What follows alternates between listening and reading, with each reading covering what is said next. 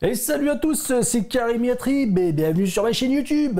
Bon les potos, j'espère que vous allez bien. Aujourd'hui je vous présente les filtres de diffusion de chez KNF les gars. Tout le monde connaît KNF bien sûr. Et voilà, je sais qu'ils font pas mal de filtres, ils font plein d'accessoires pour les filmmakers. Et là, donc ils m'ont envoyé, enfin j'ai demandé s'ils pouvaient me faire essayer leur Nano X. Voilà, Nano X série. Une petite caisse de protection pour chaque filtre. Là sur ma caméra, on a le 1.4.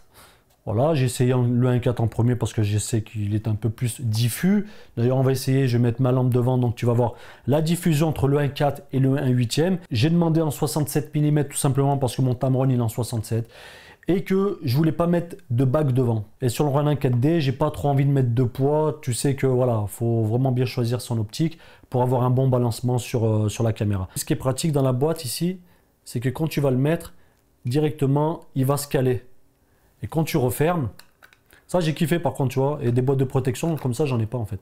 Et quand tu le mets à l'intérieur, ça bouge plus. Donc là, tu peux voir l'épaisseur du filtre, hein, il est vraiment petit. Voilà, 1/4. Je pense que tu vas le voir le 1/4. Hein. Je pense qu'il n'y aura pas trop de piqué, il y aura du détail, mais il n'y aura pas trop de piqué. Maintenant, on va passer, je vais te montrer un petit peu la diffusion. Alors, on va se monter ça un petit peu, parce qu'à 10%, tu verras pas grand-chose. Et là, voilà, pour que tu puisses voir la lueur, tu vois, sur du 1/4. Tu vois, moi je trouve que ça fait super bien, tu vois, il suffit que, je sais pas, admettons, voilà, hop, derrière on a une petite lampe diffuse. Et c'est tout l'intérêt en fait des fils de diffusion, tu vois. Moi j'aime bien, de toute façon on va bien le voir tout de suite, hein, quand tu vois la review, tu vois ce que je suis en train de filmer. Et maintenant ce que je vais faire, c'est que je vais passer sur le 1/8e. Je vais enlever le fil de diffusion. Pas de vis, il est long, hein. Voilà. Hop là, on va faire ça. Donc là, il n'y a pas de filtre. Tu vois la différence? C'est, j'ai envie de te dire, c'est pas ouf, quoi. Honnêtement, moi, filmer comme ça, tu vois, quand je fais des trucs avec de la lumière, c'est un petit peu de diffusion. Franchement, j'aime plus, quoi. C'est plus trop mon délire. Mais bon, voilà. Tu vois, il n'y a pas de diffusion. Donc là, on va passer sur le 1/8e. Tac. Voilà, on va visser ça comme il se doit. D'ailleurs, je pense que c'est le 1/8e que je vais utiliser le plus souvent, je pense, je vais voir.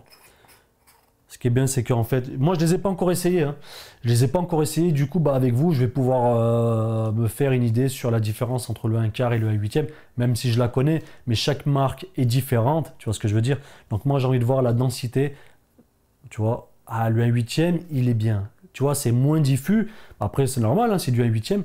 Et honnêtement, quand je filme, c'est tout le temps du 1/8e, tu vois. Je préfère le 1/8e, le 1/4, ça dépend les cas de figure, mais là, pour le 1/8e,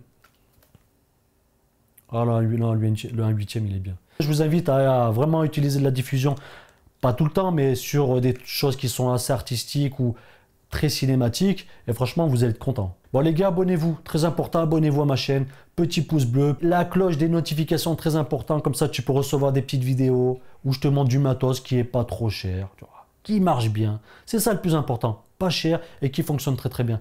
Allez les gars, à la prochaine, salut!